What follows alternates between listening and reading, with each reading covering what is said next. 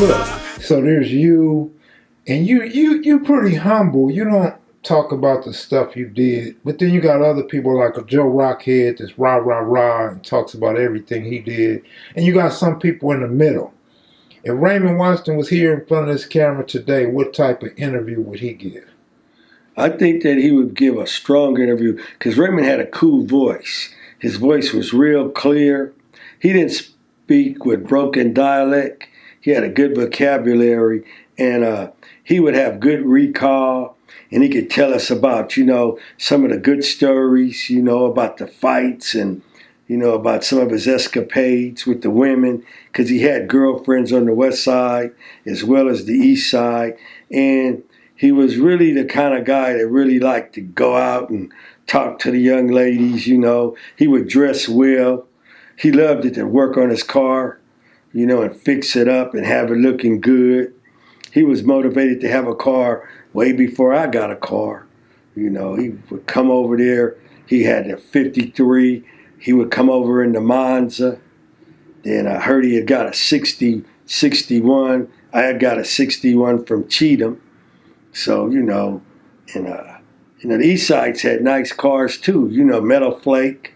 They were doing customization of their cars on 70, 74th and Fig. They were customizing cars with Larry, at Superior, on Florence and Broadway. So these guys, they were, doing things to cars, back in the 60s, and they were bringing those cars around us. They had remote control lifts where you didn't have to be in the car for it to be hopping and doing things. And these guys had created a lot of things, that people don't even talk about. Like flared out fenders and, antennas, TV antennas in the back and, record players and things inside of the car. 45s being played. And, man, they would just hook those cars up, man. Mm-hmm. And Raymond was a part of that. He knew how to fix a car up, make a car look cool. Last question. Do you remember Raymond running with the Castle Crips?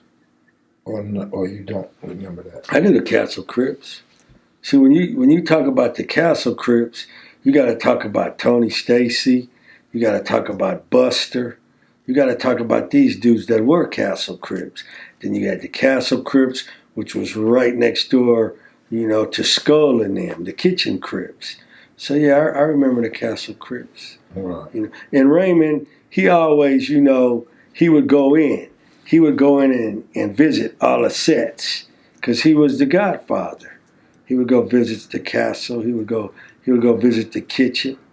Any Crip gang that started when he was free, he's gonna go over there and see how they doing. Cute 102. He's gonna go up in there. He's gonna see what's going on. What was his thoughts about these individual names popping up before he went to prison? I could just think that he would be, satisfied in how it's expanded. Because everybody wants to put, their stamp on a set. It's like any gang you're a part of, you want to, add your little element to it. You want something to stand out that you originated, something that you said. Who do you think started the Crip sign? I give credit to Goldie from the block. Big fro, big natural. She threw the Crip signs with 2 C's, Who started the big C Crip sign, the one that I gave on the video? We got to give that to Mac Thomas. He started that. That was Mac's Crip sign. You got who started the word cuz. You got to give that to Buddha. What did Odie start? Odie started the word down where we live at, in those streets. He's the one that created the name neighborhood. Odie gets credit for that name down there. People got to give credit to where credit's due. Right. Who started the word Magnificent Seven? It's got to go between Mouse and Gary Lane.